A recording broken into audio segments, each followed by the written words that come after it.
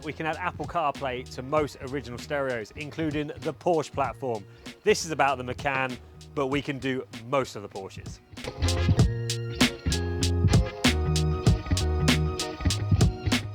Welcome back to John Cleese Car Audio YouTube channel. Our tech Simon has spent yesterday installing the Apple CarPlay retrofit to the factory Porsche Macan head unit in this car. This is a PCM3.1.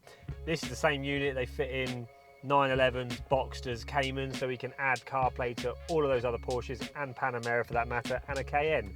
This is a Macan. I'm going to turn it on. I'm going to give you an example as to how this actually operates. I'll start it up for this one. Turn the music down. Now our phone's already connected to this, so we're going to wait about 10 to 15 seconds for the connection to automatically establish, and it will come up on the screen with the boot up screen to actually go into CarPlay. You can switch between CarPlay and the Porsche screen by holding down the return key on your steering wheel or on the stereo itself. That is your hard key, which allows you to change. If I push and hold that, for example. And my colleague wasn't aware that you can actually use the back button on the steering wheel as well as the stereo.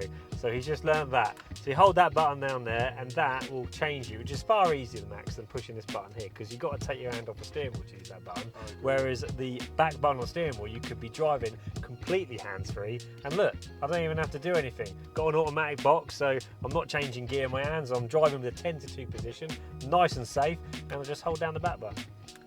Easy as that. Ready? 3, 2, 1. Porsche system, hold it again. 3, 2, 1. CarPlay comes on. Now this supports Android Auto as well as CarPlay, so we're not just CarPlay users here. Well, technically we are, but you might not be. So Android Auto works on this as well. It works on a touchscreen, factory touchscreen. This is what we call resistive technology touchscreen, so it's not as responsive as your phone. I'm not commenting on the CarPlay kit, I'm talking about your Porsche screen is not as responsive as your iPhone. So these touchscreens need to have a little bit of pressure put on them to actually operate it. That's just the age of these type of screens. If you had a newer PCM5 and a 992, it's so much better, but we're obviously adding to the existing screen that's in here, and that's how it operates. Now the customer's got access to Apple Maps, Google Maps, Waze if you have it installed, or even TomTom if you pay for it. Customers also now got access to Spotify, Tidal, and internet radio apps like Radio Player, Capital Extra. Now the reason we saying about internet radio is because generally after you have this CarPlay installation, you will change over from DAB to using internet radio. I'm not going to bore you with the details explaining why you should do that over the YouTube video, but if you want a bit more explanation on that, we'll talk you through it on the phone or when you go to install. It's just our recommendation. Switching over internet radio is by far better. If the touchscreen you don't want to use, the good thing about the Porsche system and the way this works, you can actually use the factory rotary dial, which I find is easier than use touchscreen in some cases. And you literally twist it, turn it, and then when you select one, you just push it in.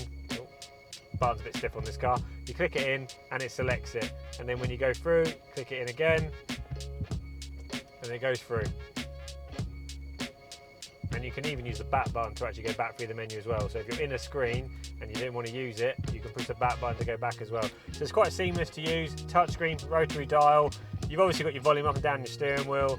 It's a brilliant bit of kit. We can change the radios in these, and sometimes people do go to doing that if it's a certain year or fancy a newer touchscreen. But if you want to keep that original Porsche look, then this is the kit for you. It is fully reversible as well.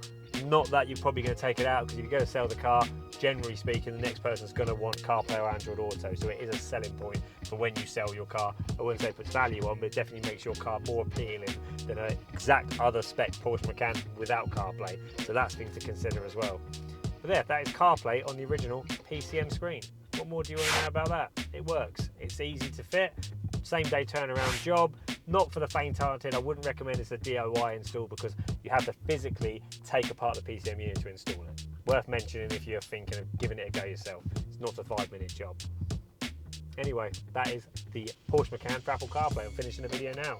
My name is Connor, from Simon who installed it, Max from behind the camera, and all the team at JK. We wish you well. See you later.